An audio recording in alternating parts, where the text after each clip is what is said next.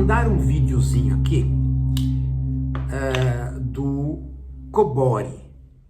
Agora eu não confundo mais o nome dele não, porque eu já fiz um vídeo falando de outro vídeo dele, né? Cobori. Me mandaram um videozinho dele aqui, excelente para nós. Você precisa ver que vídeo excelente. Por quê? Porque ele faz uma explicação do capitalismo que é basicamente correta. No entanto, ele faz a explicação da perspectiva dos donos dos meios de produção e não da perspectiva do trabalhador. Então isto vai nos ajudar muito a explicar não só o capitalismo, como a explicar para vocês o método que a gente vem usando aqui desde o início da segunda fase do canal, que o canal tem 20 anos, a segunda fase começou há 5 anos, 6 anos, né? E qual é o método? O chamado método das narrativas. Eu sempre posso colocar uma narrativa a mais para colocar uma outra perspectiva. E colocando uma outra perspectiva, você consegue ir compreendendo o fenômeno que você está analisando de modo muito melhor, mais rico. Então, eu vou fazer o seguinte desafio para vocês. Eu vou mostrar o videozinho para vocês, bem curto, e vou deixar algumas questões no ar para vocês olharem o vídeo e ver se vocês identificam onde é que está o problema. Então, vejam só. Em duas ou três passagens, a perspectiva, digamos assim, dos patrões, vamos pôr patrões, você pode pôr burguesia, você pode pôr donos dos meios de produção, você pode pôr empresariado, aí varia, né, a terminologia que você quer. Mas você sabe que não é a perspectiva dos trabalhadores, tá? Então eu quero que você olhe o vídeo e veja onde é que esta perspectiva dele, né, dá margem para a gente construir uma outra narrativa, que não desmente a dele, mas nos dá uma visão, né, mais rica, principalmente se a gente tiver as duas em contraponto. Isso ajuda muito a gente explicar o método das narrativas e vai ajudar vocês já com o próprio capitalismo. Estão atentos? Orelha, zóio, tudo em pé? Vamos lá. Tá aqui o videozinho dele agora. Vamos abstrair para a economia como um todo, mas vamos pegar um exemplo de uma empresa que produz geladeira. Então, para a geladeira ser rentável para mim, que sou o dono da empresa, quando a gente olha uma DRE, o que vem para mim é o lucro líquido. Uhum. O meu lucro líquido ser maior, eu preciso pressionar todo mundo que está em cima ali da DRE. Então, eu vou querer pagar menos imposto, vou exigir isenção de algum benefício fiscal do governo, eu vou querer comprar dos meus fornecedores de peças e alguma coisa mais barato, vou pressionar o meu fornecedor, vou querer reduzir a mão de obra, a força de trabalho, vou querer pagar menos, eu pressiono ali os funcionários, né? Então, na DRE, quando eu olho, todos os fluxos que saem antes de chegar no meu, que é o lucro líquido, eu pressiono para ser menor. Uhum. Só que quando eu pressiono para ser menor, não sou eu que vou comprar geladeira. Quem vai comprar geladeira são essas pessoas. Se eu abstrair agora para todas as empresas da economia, sim, quando todas as empresas, o capitalismo industrial pressiona para ele ter um retorno maior nos seus produtos, quando ele for realizar essa venda, as pessoas não têm dinheiro. As pessoas não têm dinheiro, né? E aí entra o capitalismo financeiro. O que é o capitalismo financeiro? Ô Marcelo, você não consegue pagar à vista. Toma aqui um crédito, você vai pagar em 48 vezes. E o problema aqui que a gente sempre brinca no Brasil, que a gente acostumou com isso, é que a pessoa não olha o valor final que ela vai pagar. Ela olha se a prestação cabe no salário dela. Ela aceita que ela proposta e compra. Só que no final ela pagou 4 geladeiras e levou só uma para casa. Para o capitalista industrial, para eu que produzir a geladeira, é bom porque eu consegui vender a geladeira. Se não tivesse financiamento, eu não conseguiria vender. Legal, consegui realizar a minha produção, vendi minha geladeira. O capitalismo financeiro é muito melhor, porque eu produzi, fiz tudo, vendi a geladeira e ganhei uma geladeira. O capitalista financeiro emprestou dinheiro e vendeu 3 geladeiras para você. Entendeu? Então o capitalismo financeiro ele é muito mais insaciável, ele é muito mais voraz em cima da sociedade como um todo. E aí, perceberam? Então nós estivéssemos numa situação que não é esta, né? Uma situação de corpos interagindo, então eu ia trabalhar com vocês da maneira como Sócrates trabalha, né? Com perguntas e encaminhando as questões na base do diálogo. Isso seria excelente, mas, né? Na falta do cão, caça-se com a raposa, canguru, com o bicho que sobrou na mão. Veja só.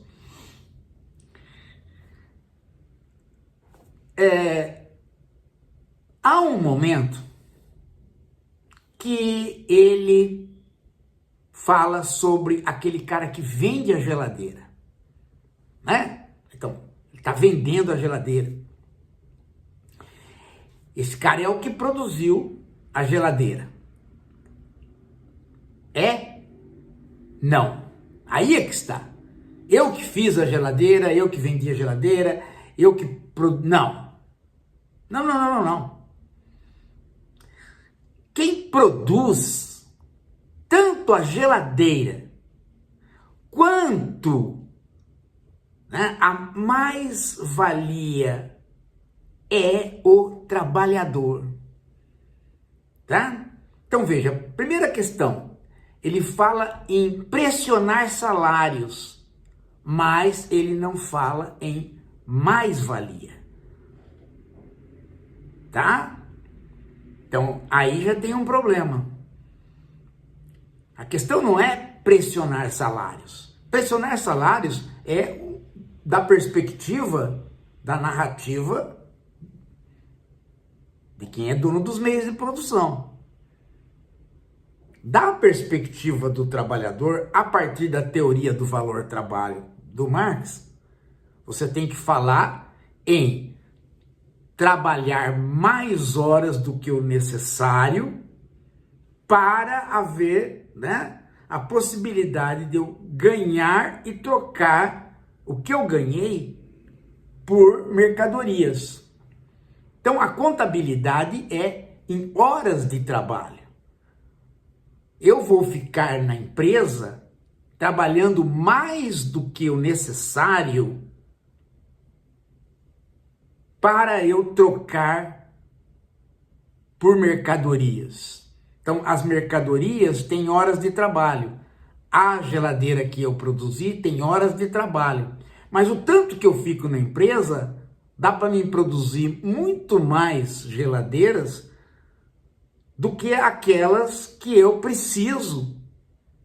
Daquelas horas que eu preciso para ir no supermercado e trocar por horas que estão embutidas lá nas mercadorias. E eu sou pago por X horas. Eu não sou pago para ficar na empresa a partir da produção. Eu sou pago para ficar a partir de horas que são muito superiores àquelas que eu preciso para produzir alguma coisa que seja o equivalente aos meus meios de subsistência. Só que essas horas todas eu não vou receber. Porque senão eu iria no mercado e compraria meios de subsistência e com as horas que ultrapassou esses meios de subsistência, eu compraria outras coisas. Por exemplo, educação para os meus filhos, qualquer outra coisa. Uma casa melhor e etc. Então, tem aí uma não equivalência entre aquilo que eu preciso para sobreviver e aquele tanto de horas que eu despendi para o trabalho. Então, e essa perspectiva não é a mesma coisa que dizer, o salário foi pressionado. Não, essa perspectiva diz, eu trabalhei por horas não pagas. Perceberam? Então, aí já há a questão da mais-valia. A segunda coisa é, eu produzo a geladeira, ele diz. E porque eu sou o capitalista, né? Não. Quem produziu a mais-valia foi o trabalhador e quem produziu a geladeira também foi o trabalhador. Então o trabalhador entrega dois produtos. O produto material da fábrica, a qual ele está vinculado, fazedor de geladeiras. Ele e outros trabalhadores, mas as máquinas que ajudam para fazer a geladeira. E ele entrega também, né, uma valorização do produto, que é o tempo a mais que ele ficou ali. A mais por quê? Porque na hora que ele vai no mercado e trocar por mercadorias, ele troca por um tanto, mas ele ficou muito mais. Entendeu? Então ele produz também a mais-valia. Então ele produz dois produtos. E a narrativa do capitalista nunca diz isso, porque ele não opera com a teoria do valor-trabalho. Muito menos ele opera com a teoria da valorização, que é o que faz que haja a produção da mais-valia. Sacaram? Este é o básico. Depois vocês vejam que ele fala mais coisas, né? Que ele... Então você veja que tem já, né? Agora veja, tem mais coisa ainda. Porque quando ele fala que ele pressionou, né, o fornecedor, pressionou o salário, pressionou o Estado, ele admite que vai faltar dinheiro para as pessoas comprarem a própria geladeira. Então qual a solução que ele dá? Havia uma solução. Qual? O estado de bem-estar social, da saúde, educação, transporte, comida, ou seja, um apoio para o trabalhador, de modo que o trabalhador poderia ir comprar a geladeira, porque sobraria. É aquele chamado salário indireto. Então, quando ele fala no crédito, ele já está num segundo passo do capitalismo. Ele já está no capitalismo neoliberal que põe o crédito. A pessoa pode dizer, você está me falando que você põe o crédito, que tem o capitalismo financeiro que inventa o crédito. Aí eu compro por crédito. E o capitalismo financeiro, portanto, é muito mais predatório que o capitalismo original. Pera lá. Isso dá a impressão de que há dois tipos de capitalista. Um que produz e o outro que só empresta. Mas a verdade não é esta. Por quê?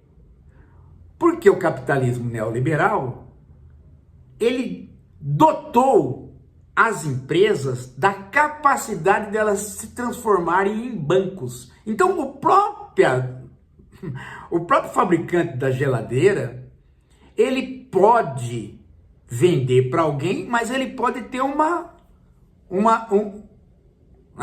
companhia que faz, vende e financia. Ou seja, ele é autorizado a funcionar como banco. Olha só, né? Ele é autorizado a funcionar como banco. Então, não sei se vocês já ouviram falar, acho que eu já falei aqui, faz muitos anos que a Ford não ganha absolutamente nada pelo carro. Ela só ganha pelos consórcios, pelos financiamentos que ela propõe ao comprador do carro. Ela própria, a própria fábrica, que é a própria revendedora. Já há muitos anos que ela ganha só com financiar, só cobrando juros. Então, o neoliberalismo fez com que, né, houvesse uma possibilidade do capital industrial se transformar em capital financeiro. Então, é o mesmo capitalista. Só que há mais um detalhe ainda. No meio disso, esse cara que é vendedor de né, que tem a fábrica de geladeira e vende geladeira, esse cara não é mais um cara. Ele passou a ser, muitas vezes, um conjunto da sociedade que comprou ações desta fábrica, que se transformou numa chamada sociedade anônima, numa SA. Onde tem a fábrica, o vendedor e o financiador, tudo ao mesmo tempo. E você compra ações na bolsa desta fábrica. E você recebe dividendos a partir dos lucros desta fábrica, que incluem os juros. De modo que você não tem esta divisão entre o capitalista financeiro e o capitalismo dito produtivo, como parece ter. É uma continuidade. E mais interessante ainda, né? Como você, classe média, comprou ações, e muitas vezes você, trabalhador, através da sua, né, da sua aposentadoria, né, também comprou ações, porque muita gente faz o quê? Paga aposentadoria. Para onde vai esse dinheiro? É preciso investir em algum lugar, senão perde-se o dinheiro. Então, quem mantém os fundos de pensão pode muito bem investir. E pode investir comprando títulos da própria fábrica. De modo que o trabalhador fica amarrado na negociação salarial. Ele não pode fazer greve porque está fazendo greve contra alguma coisa que também é dele. Dele, entre aspas. Por quê? Porque ele nunca decide nada. Porque a quantidade de ações para poder decidir sempre é vendida não para o antigo proprietário, mas para o CEO, os administradores, que por sua vez vão rodando de empregos. O cara é CEO por 10 anos, depois os acionistas maiores, executivos, mudam o CEO. E esse CEO, em geral, lhe é dado a condição de comprar as ações mais barato que o comprador comum. De modo que ele também passa a ter, né, um ganho muito maior, até mais do que o antigo dono da fábrica, que fez a SA. Então você veja que o capitalismo vai entrelaçando pessoas, hierarquizando ganhos e destruindo a responsabilidade, porque ninguém mais é dono de nada.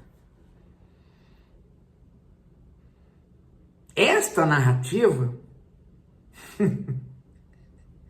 ela é menos contada que a do Cobori. A do Cobori é mais fácil de contar. Só que a do Cobori é perigosa.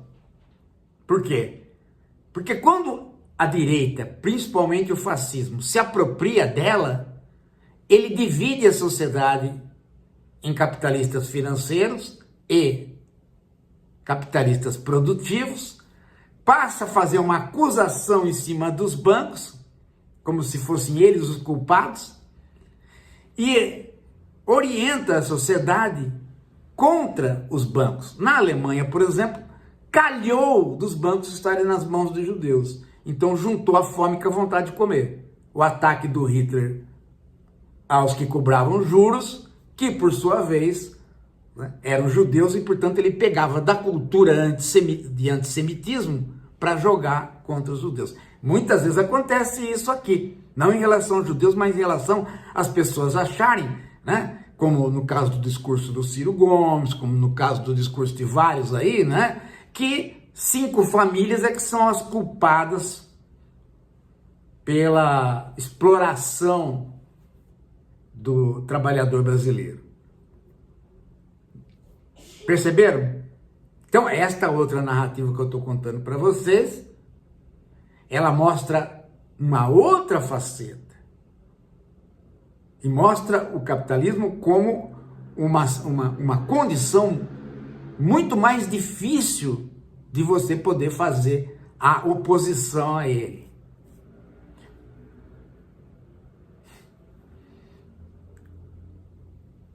Sacaram?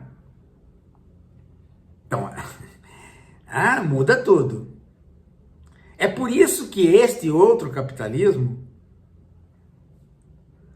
e que na verdade com as mesmas elites, ele demanda uma nova maquinaria. Não só a máquina que faz a geladeira, não é só o robô.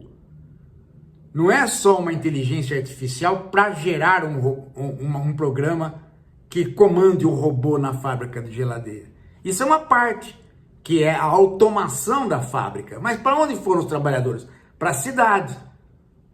Trabalhar com serviços. E para onde foi o capital? Uma parte está ali na geladeira, mas outra parte foi exatamente para fazer os financiamentos. E nos financiamentos participam todas as instituições financeiras. Não só bancos, por exemplo, fintech. Então, o que acontece? Acontece que no capitalismo financeiro, você precisa de velocidade. As aplicações não são feitas por pessoas. As aplicações são feitas por grandes computadores. Por isso que os grupos das elites é que ganham. Porque eles detêm os grandes computadores. Porque a aplicação é em termos numéricos de muito dinheiro, é chamada aplicação de risco, e em termos de velocidade inaudita. Com o trânsito do dinheiro correndo como sinal magnético, no mundo todo ao mesmo tempo. Você não participa disso. Quem participa disso são só pequenos grupos. E demanda o quê?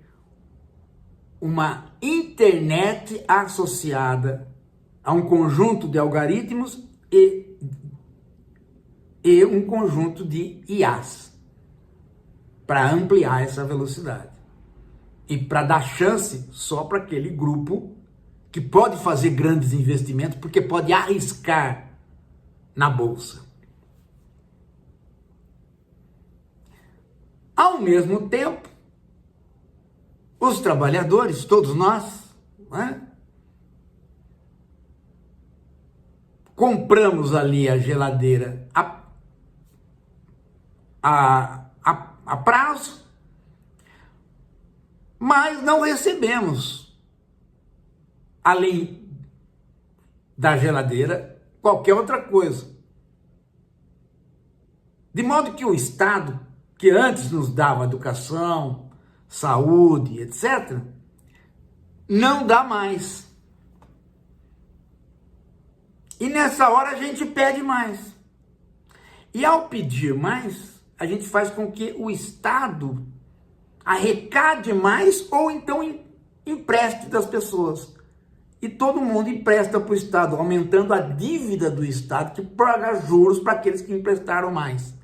Ou seja, pega o nosso dinheiro de impostos e paga para aqueles ricos que venderam a prazo por nós, cobraram juros de nós e agora estão cobrando juros do Estado por aquilo que eles emprestaram para o Estado, a dívida pública.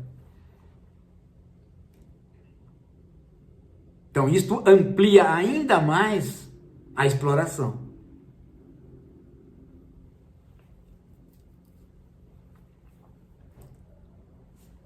Gostaram? Isto, a entrada da IA, a algoritmização e a internet, tem um outro produto, ela rende um outro produto, qual? A produção da subjetividade. Ela produz uma nova subjetividade. Uma subjetividade montada maquinicamente pela infosfera que todo mundo participa. Porque ela existe em função do capital financeiro, mas ela existe como troca de informações e como meio informativo para todo mundo. A todo momento, porque ninguém mais distingue offline de online. Você pode estar sem celular no carro, mas você está online, porque alguém está com o GPS te levando. Resultado: a própria subjetividade vai se alterando, então a condição humana vai se alterando dentro deste capitalismo que agora a gente chama de capitalismo 4.0. E aí você tem que pegar este livro. Viram como é outra narrativa? E essa outra narrativa, ela obriga você a estudar mais, inclusive para entender as novas subjetividades. Para entender você mesmo. O que está sendo alterado em você mesmo. E nos seus filhos, claro. E nos seus amigos, nos seus colegas. Algumas coisas perceptíveis, outras que você precisa estudar para perceber. É isso, gente. As coisas são mais complicadas, né? Mas não é só aqui que a gente explica. A gente também tem o Filomed. E o Filomed, a gente precisa de você, porque a gente não vende geladeira nem é o cowboy, né? A gente é trabalhador, então a gente precisa de você, né? Para a gente fazer o grupo de financiadores do Filomed, que na verdade não é financiamento coisa nenhuma, é pagar um estúdio que cobra R$2.000 só a cada mês de nós para a gente fazer o Filomed, 2 vezes por mês. É fácil chegar nesse dinheiro, né? Se a gente se reunir. Então, eu espero que a gente chegue. Daí o Pix aqui, tá? Vamos fazer? Beleza. Já tem bastante episódio do Filomed no ar, hein? Hoje entrou mais um, que é o do Eugênio Butti, que foi da Rádio Brás, que é professor da USP em Comunicações. Nós fizemos com ele, muito legal a conversa. Já pegou? Pega lá. Dá o like para esse vídeo, assina o canal e ajuda no Filomed aqui no Pix. Daqui a pouco a gente volta.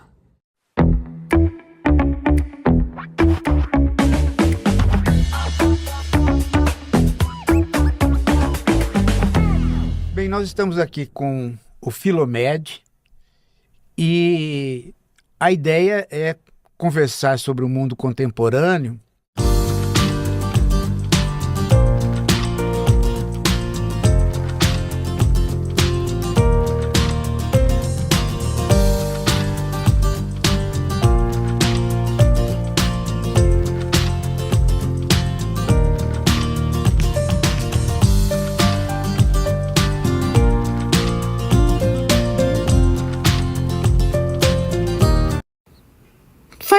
Faz o Pix, Pix, Pix, Pix.